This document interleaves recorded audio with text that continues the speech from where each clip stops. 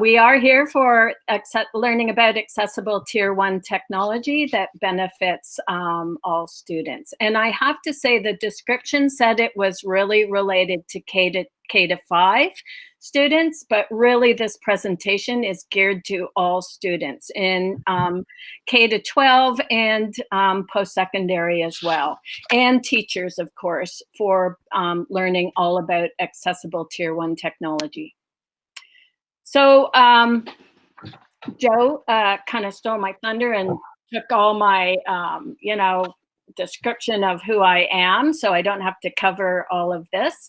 I am a technology early adopter and definitely a UDL evangelist. I strongly believe in including all students in the classroom and beyond, and we have to be considerate of all of our students in the design of our any of our classroom activities. I also want to mention that I'm a UDL Earn Core Foundation certified level 2 practitioner. So that's just a little sidebar. So let's keep going. What exactly is universal design for learning? It's a framework, but I like to think of it as a mindset, and a mindset that we're thinking about the design, as I mentioned, of any activities that we're doing in the classroom and considering all students. So students who love paper, students who love to read, students who are blind, visually impaired, have physical disabilities, have alternate language. So all students we need to be very considerate of when we're designing activities. So UDL, applying the framework, ensures that all students, as it says here, are able to access and engage in any learning environment. And the 3 principles that we just embrace in terms of applying UDL is ensuring that teachers offer many different ways to represent information, which we're going to look at today in our built-in back pocket technologies. And also really exciting is offering students many different ways to demonstrate their knowledge. And inherent in that, in those designs, is you up the ante on engaging and motivating the learner to just take your lesson and run with it. And UDL, of course, is based on the fact that there is no average learner. So I added these clips today. I always do this at the very last moment. I like to refresh my presentations all the time. And you get a little description of what universal design is by me including some of these actual case studies. And I've worked with Tyler, this young man, since early intervention. So you're going to get to see today kind of the history of his use of assistive technology, accessible technology that he uses today, and also application of universal design for learning. So this is a clip of Tyler in the classroom in grade 7, and this is a perfect example of universal design for learning. And just look at all the technology that he's using and just the inclusive aspect of this activity.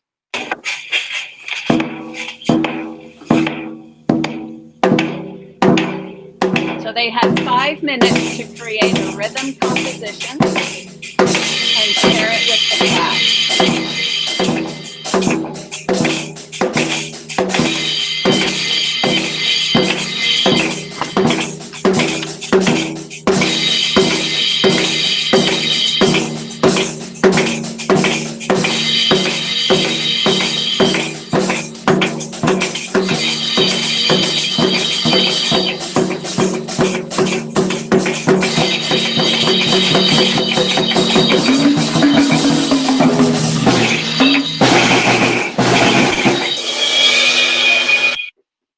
So that was Tyler, and he's demonstrating a universal design-based class activity. His technology includes assistive technology and his accessible technology that we'll talk about in a little while. So assistive technology is any device and or service. So we have to include services in the clinical definition of assistive technology practices. But what assistive technology does is enhance performance of students with diverse learning needs and provides independent access to a task. It can be low tech, medium tech, high tech. It's definitely a process. It's just not a static recommendation. And here's your, iPad if that's the case, and we walk away. It is a process that follows the student throughout their what we call school career. AT is used by many different people to enhance functionality and performance, as I mentioned, in areas of reading. These are the tasks that we look at when we're matching appropriate assistive technology to the user. So enhancing performance in reading, in writing, in math, seating and positioning, vision, etc. So assistive technology for Tyler is really very, very involved as he was going through school. And I'm going to show you a little clip of he used head switch and switch interfaces because, as you probably noted, he has cerebral palsy, very ataxic cerebral palsy. He cannot control his motor movements whatsoever. So he can't hold a pencil. He can't hold a piece of paper to be able to, or a book to be able to independently read that. His head moves constantly, which means he has difficulty visually scanning the text of any hard copy. So we need to ensure that his curriculum, all of it, is accessible to him. And luckily enough today, we can move away from this very complicated assistive technology, as you'll see later, specialized software, computer, and that is assistive technology, which we're referring to now as Tier 3 assistive technology. And this is Tyler going through school. It's only a couple of minutes. There's no sound on this, so I'll verbally describe it. We've worked with Tyler since early intervention, and this was in 2001. And he's using a switch there to activate the scissors to actually cut the ribbon to open our Assistive Technology Center, which was at Nova Scotia Community College in Bridgewater. And we've worked with him. He's an adult now and out of school. We'll talk about that a little bit later. This is Tyler in school using very, very special, he's getting assessed here in the Assistive Tech Center, sorry. He is getting assessed by the occupational therapist at the IWK, and mom was there, and the early interventionist and myself. And he's being assessed for best control site. So he was identified as a head switcher, which would allow him at the time to access a stationary computer. This is Tyler and his mom. And of course he uses a manual wheelchair at this point. This is when he's in grade 1. And again, he's using assistive technology that's very specific to his needs and very specialized. He's using a head switch to scan on screen in a specialized software called Clicker 4 at the time, and he hits the switch when he wants the right letter. Very proficient, very, very intelligent, integrated in every single classroom. This is him in grade 3, and now he has a laptop, a modified desk, and again, still specialized software. So this is assistive technology, and I'm explaining this just so you realize the difference in a little bit to what accessible technology is. And there's a little bit more you'll see in the next part of the clip that describes how he's accessing today his accessible technology. And this is when he, in grade 5, became a gamer. And his dad actually built a unit that he could access with his mouth, as you can see here, and his tongue. And we identified at that time that this was quite a good means of him accessing his assistive technology, but at the time, of course, he couldn't access the computer.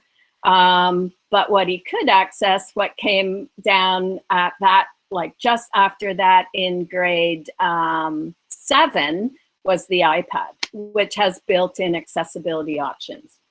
So accessible technology that we're finally getting to is a device that can be used by anyone and has design features that expand, as it says here, it expands use to people with a wide range of abilities. So examples don't necessarily need to be only iPads and Chromebooks with their built-in accessibility options, but think highlighters, think sticky notes, think picture supports, etc. And of course, our built-in accessibility options, which we'll be showing you today. And I'm going to show you some great little Google Docs tips and Google Drives tips as well. So accessible technology is directly usable without assistive technology, or it's made accessible through interoperability with assistive technology. So Tyler today, again, he uses a very unconventional access mode with his nose and his tongue. But once that iPad came along and he had direct access to the screen and it made it operable. Today he uses primarily an iPhone, an iPad Pro, and because of the built-in accessibility options, those UDL designed devices, he prefers it to any other technology. He doesn't use any switch access anymore and hasn't for quite a few years. So here he is, a demonstration of him using his iPhone. I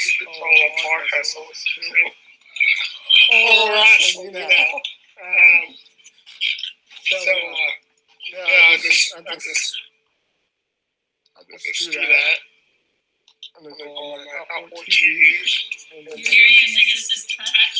Yeah, just I configure this myself. It's not the default setting, but it's just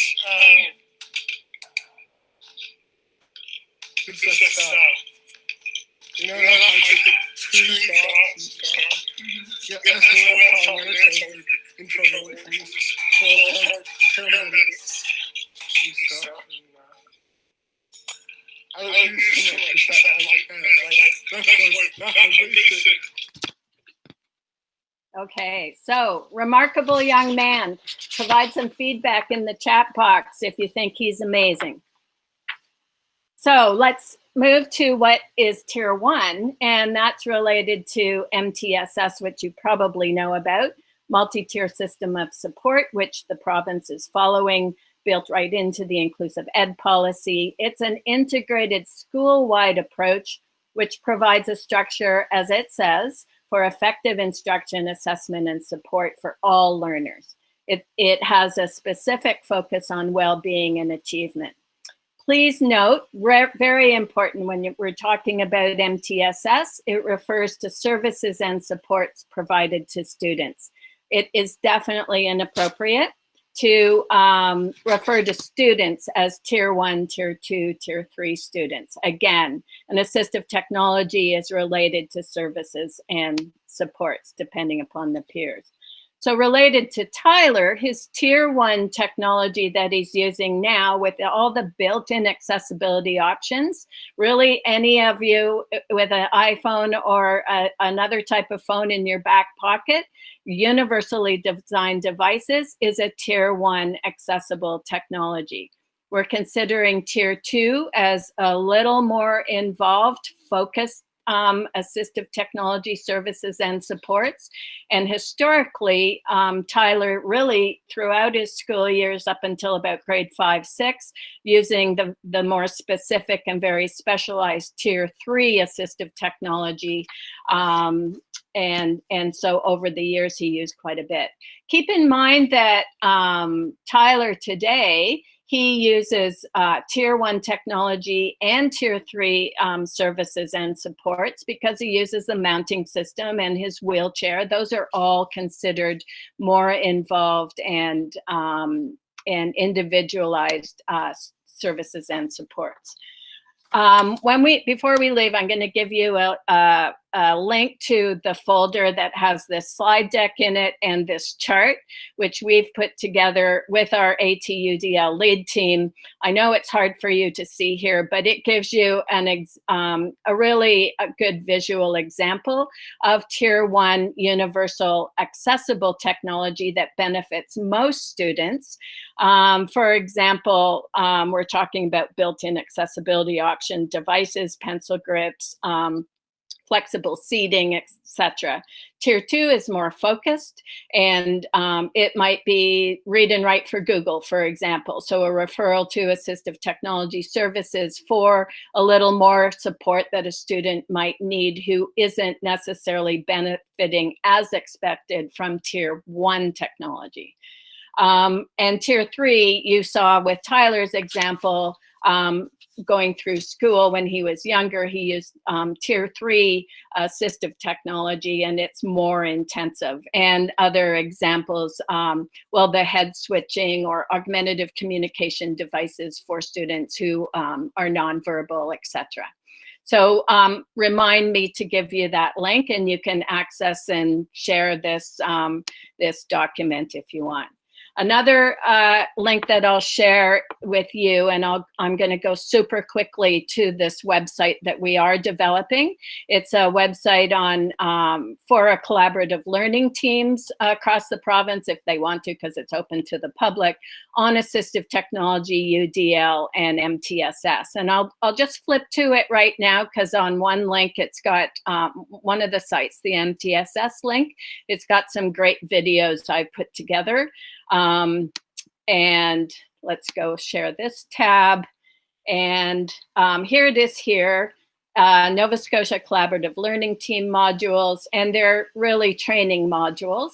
It is under construction and probably always will be, but we've divided it into what we feel is a nice sort of category. What I want to do is take you to the multi-tier system of support. Super quickly, it explains what MTSS is, Tier 1 universal, and let's go to Tier 1 right now. That explains all the Tier 1 universal supports, what universal design is, some basic assistive technology and UDL strategies. I'm whipping through this because I can't wait to get to show you all sorts of other stuff. And these are the video clips. They're all closed captions. They're on my YouTube channel as well if you want to subscribe. Examples of Tier 1 accessible technology. What is MTSS? This clip is, they're all about 5 minutes long. But we're going to be adding to this and posting how to use how to get to and use the accessible technology. I have some other clips, Google Slide Translator down here, Google Docs. I'll be showing you this today. So just remember, this is on our site.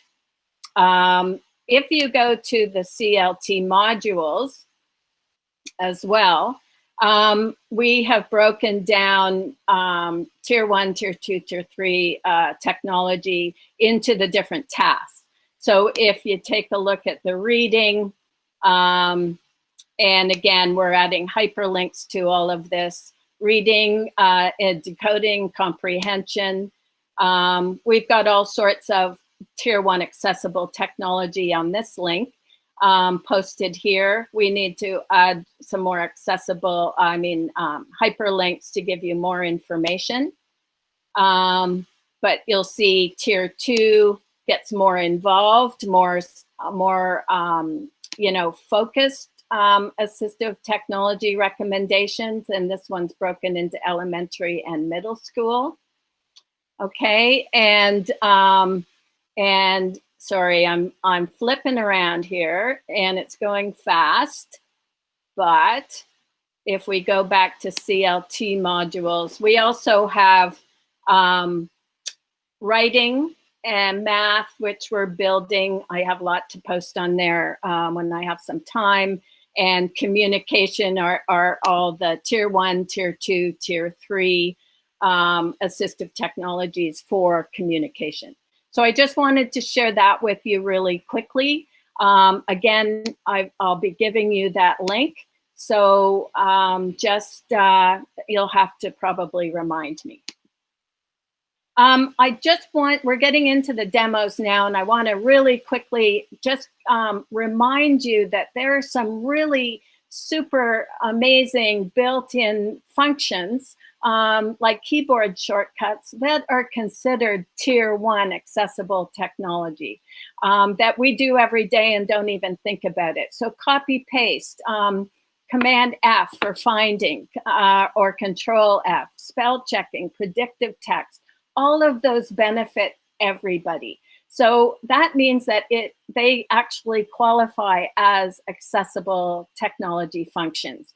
So when we think about those actions, if we're typing, it benefits someone with a stylus, someone who's typing with their eyes, someone who's typing with their hands, someone who has pain in their hands can really benefit from those keyboard shortcuts. Command P for printing, Command R for read aloud. So just remember that those are very valid recommendations for students to enhance their access.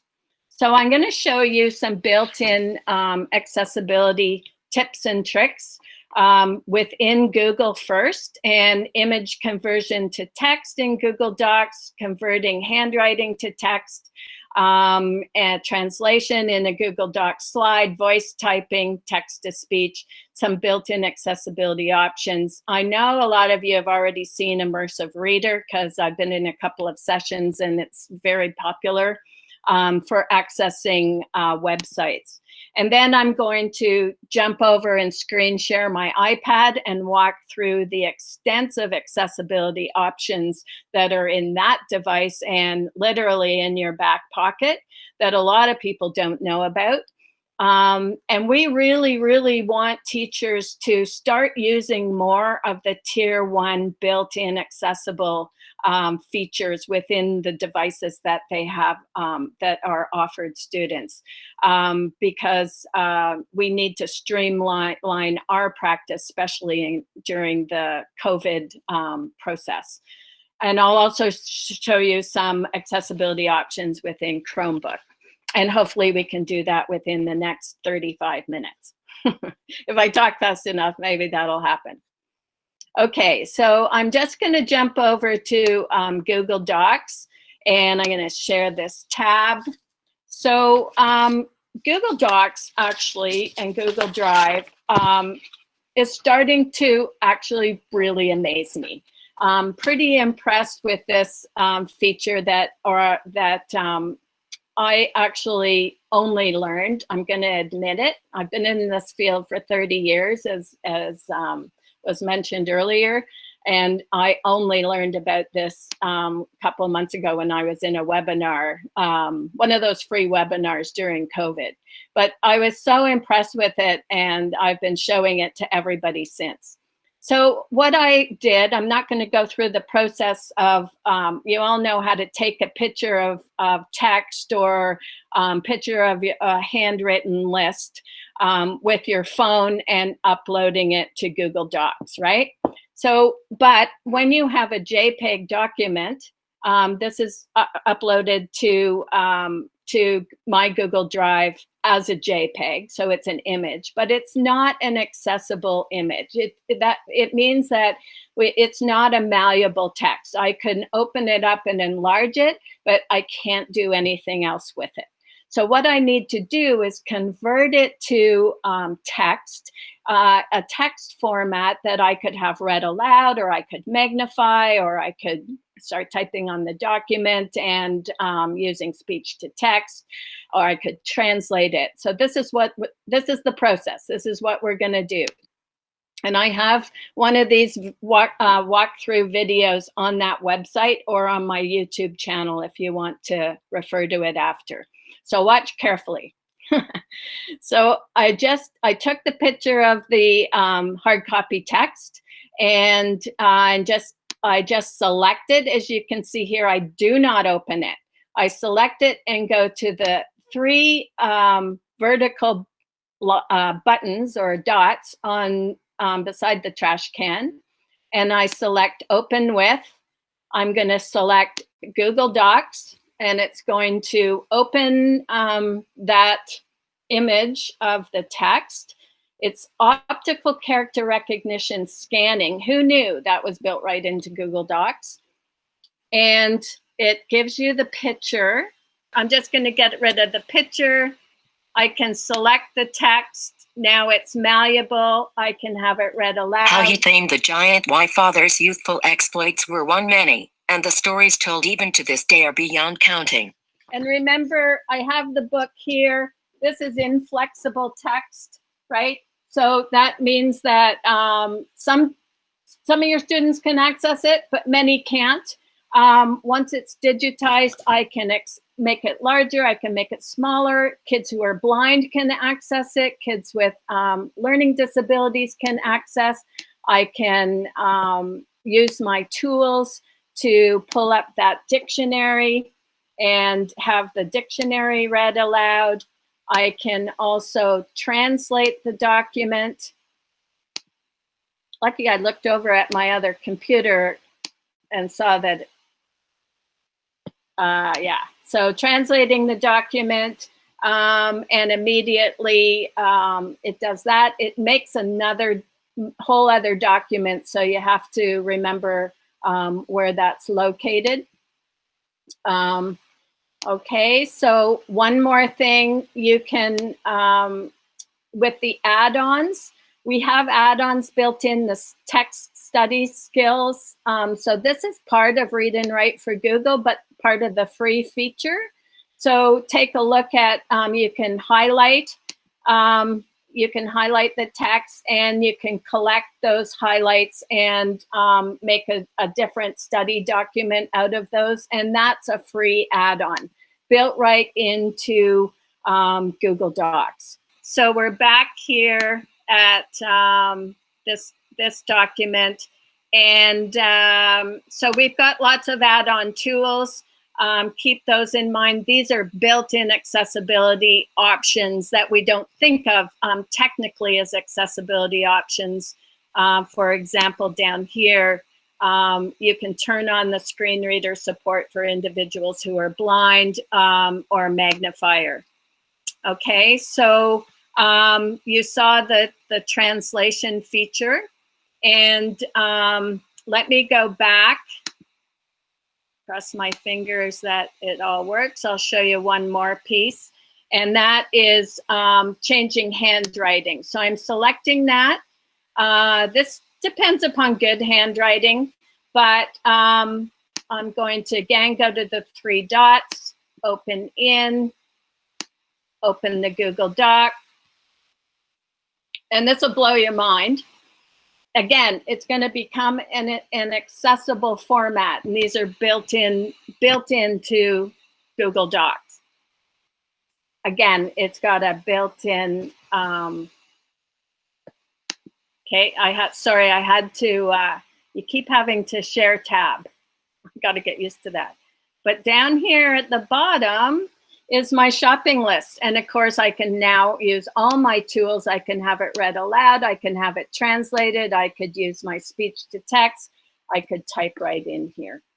Okay, so those are a few features. I should mention too, the other thing you can do with PDF, which I don't think I need to show you, is you can do exactly the same thing, convert a PDF document. If you don't have the capability to type on your PDFs, if you don't have the apps or extensions like Read and Write for Google, then this might be an option for converting PDF into an operable format.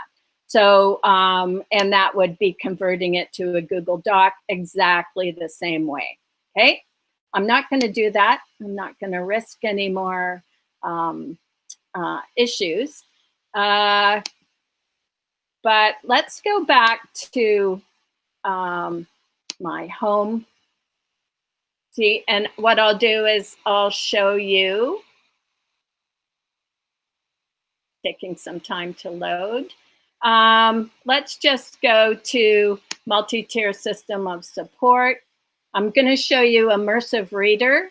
Some of you might know this. It's a built, it's not technically an accessible technology, but what it is it's an extension that we got approved at the Department of Ed the last 3 months. And it's free. Everybody can go and grab that and put it on their GNSPES accounts. So I'm just going to right mouse click, select the text, and right mouse click on that text, and a little prompt button comes up and says, help me read this. And it activates Read and Write for Google. You've probably seen this before. And this is for websites. So I can change the size of the text, the increased spacing between the lines. I can change the font. I can change the background. And of course, I can have it read aloud. The other cool thing I love about this is, as I just showed you inadvertently, you can click on any word and it will bring up any noun anyway. It'll bring up an image of what that word is. So you can— Snow-White approach, which provides a structure for effective instruction. So now this malleable, flexible text is accessible to all students. The other cool thing it can do super quickly is translate. So let's translate to German and the whole document, and then we can also have that read aloud.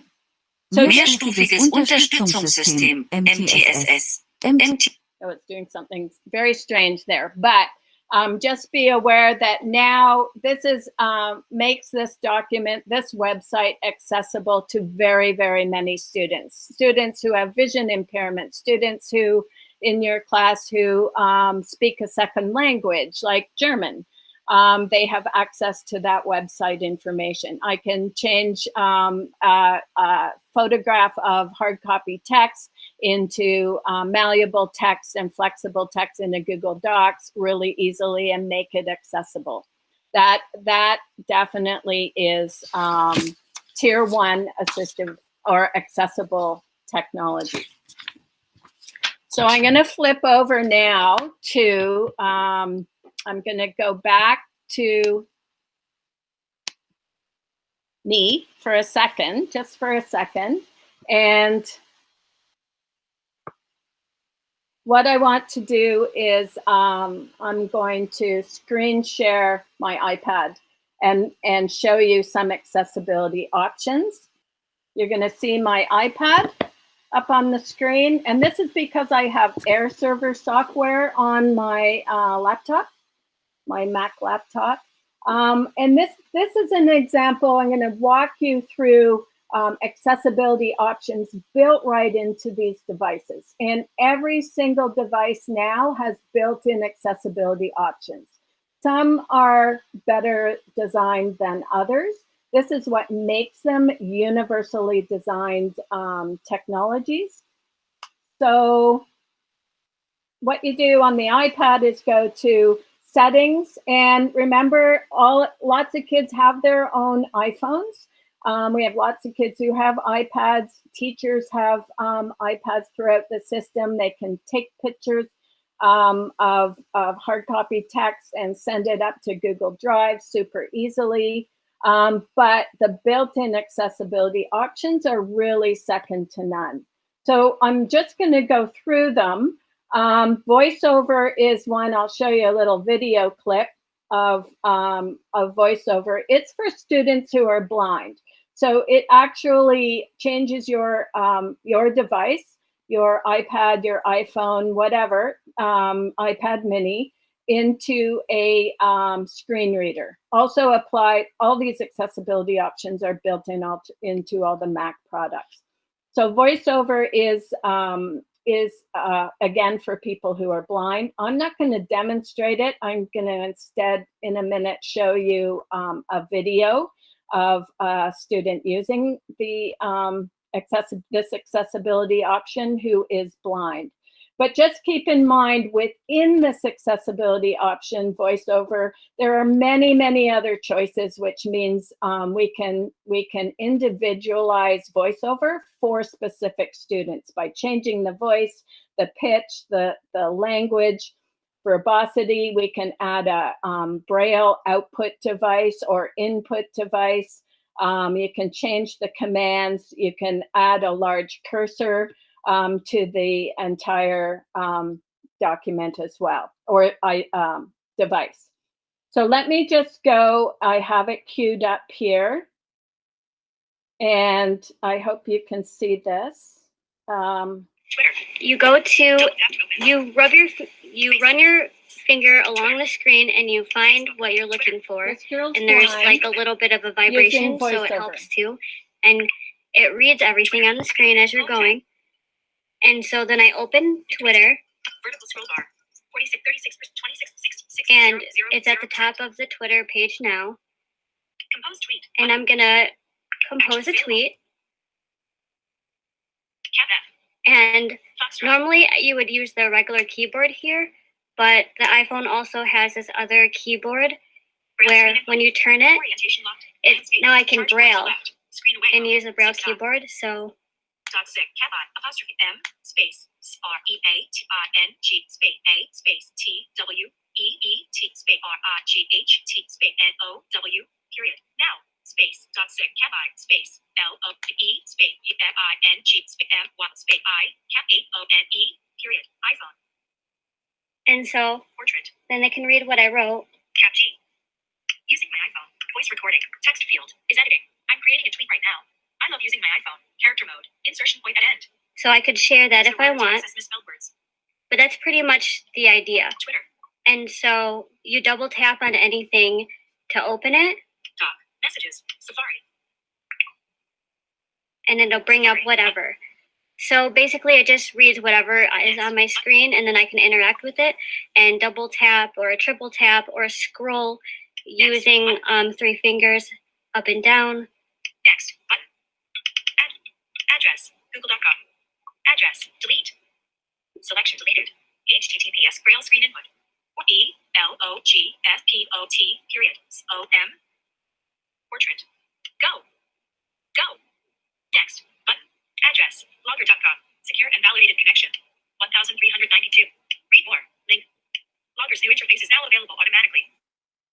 Isn't that remarkable? I can't do that demonstration. I can't show VoiceOver with any kind of confidence whatsoever. But with Zoom, built right in as an accessibility option, I can magnify the screen. You have to really focus on double tap, 3 fingers to zoom. And again, once you've zoomed, it applies to every app that you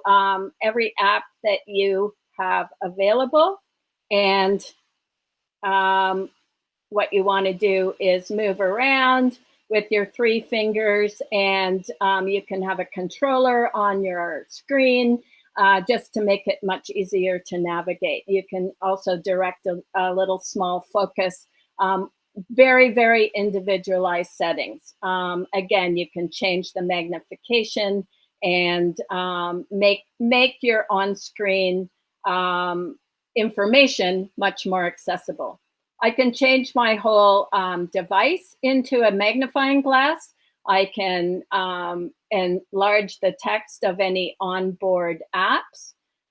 So again, thinking of diversity in your classroom and making all your content accessible. We're not going away from not handing out hard copy text, but we need to give students a choice, right? So we need to digitize the text that we're handing out and give them the choice of what how they're actually going to access and engage in it. We have spoken content, and this is just text to speech, which they built in the speech output in iOS 5. And that was a game changer for us. So I'm just going to go to Wikipedia and show you this. Now it's digitized, right? So I can enlarge it. I can select that text with speak selection on and have it read aloud. Elephants are mammals of the family Elephantidae and the largest existing And land I animals. have it highlighting as it reads aloud, so that's beneficial to all students. It makes that reading multisensory. And if I actually type in simple elephants, let's see, simple Wikipedia, a lot of you might know about this already, but it changes the language level of that information. So the other item I saw, or the document that I just showed you, was a higher language level because I went to the regular Wikipedia, but this is simple Wikipedia, which is really a built-in feature that makes it much more accessible for many students. But again, I can have the whole screen read aloud. I can assign a controller. I can turn on what I want highlighted as it reads aloud. You're going to have to go into all your features and take a look because there's no end to really how a student can individualize these. You can change the whole language of your device, of course, and change the voices as well. We all know that we can do speech to text, right? So we can output, we can voice record. With the iPad, we have physical and motor control. So we have all sorts of touch accommodations. Tyler uses assistive touch. We have haptic touch now, which is just being developed, which is what the girl uses, that haptic feedback to tell her when she's at the right location to lift off during the use of VoiceOver. The touch accommodations, we can tell the iPad to respond to a different hold duration. If a student has like cerebral palsy or muscular dystrophy and they can't hold down with direct selection for an extended period of time or long enough, we can change the hold duration, and we can tell the iPad to respond to liftoff or final touch location. So all sorts of different features. The switch control, we can, when Tyler was using switch access with his head switch, when he was younger, we could have actually built a switch access into the iPad if it had been available. This is the only real device that I've seen, mobile device that I've seen, tablet device that I've seen that has switch access. And there's a completely different way of accessing and engaging in this device. However, once we digitize the text, a person using switch access for whatever reason can access the information that you're providing them. So we can add all sorts of different options, key repeat, sticky keep features, again, built right into the accessibility options that enhance access and control of manipulating the keyboard. We can add hearing devices through Bluetooth and add subtitling or individualized subtitling within any subtitle or closed caption enabled video. So keep that in mind too. And let's see, we have guided access, which allows a teacher or a parent to essentially lock the student into one app at a time. And Siri, of course, is speech to text, so we can, or just, asking Siri questions. We have lots of kids using that for all sorts of different reasons. Think of the benefits for students who don't have the motor control to interact, but they're using voice control. And voice control is becoming much more popular with the iPad. Okay, so on the that's about it for the accessibility options. And definitely take a look at if you have an iPhone sitting on your table. I mean, ever since they hit the market, they've had built-in accessibility options, but this is why we want to be updating all the time, because every update includes brand new and really exciting accessibility options for all sorts of different users. But it means that almost anybody can pick up this device and start using it, engaging in information, accessing, and also demonstrating knowledge. So just a kind of funny way of showing you this, I'm just going to go over to my Chromebook here, because what I want to do is just show you where the accessibility options are on my Chromebook. And you go down to the main taskbar, and there's accessibility sitting right there. And you've got, let me go a bit closer. I know this is not very professional, but Chromevox, that's a spoken feedback. So that's much like your voiceover. On the iPad, you've got select to speak. So that's text to speech, voice dictation, high contrast mode. You've got a full screen magnifier. You've also got an on-screen keyboard, which you also obviously have on the iPad. And you also have access to on your, these are the main controls of your Chromebook. And you can also enlarge the cursor, etc.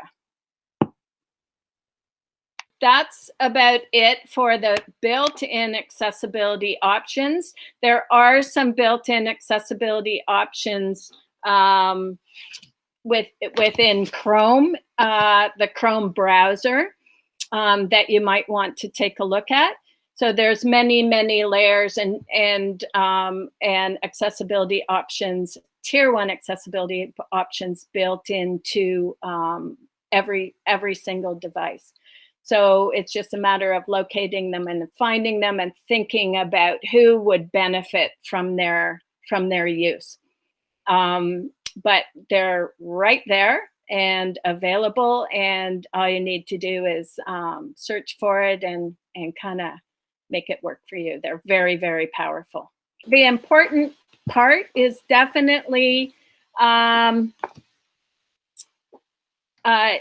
making design for access for all, and we have the tools to do that now, readily available, as you saw today. It's just a matter of knowing about them and sharing those as well with the students. Uploading OCR scan text to your Google Drive for sharing or Google Classroom, and the student picks it up at their end, and then they utilize whatever settings that they want to take advantage of or have been recommended for them.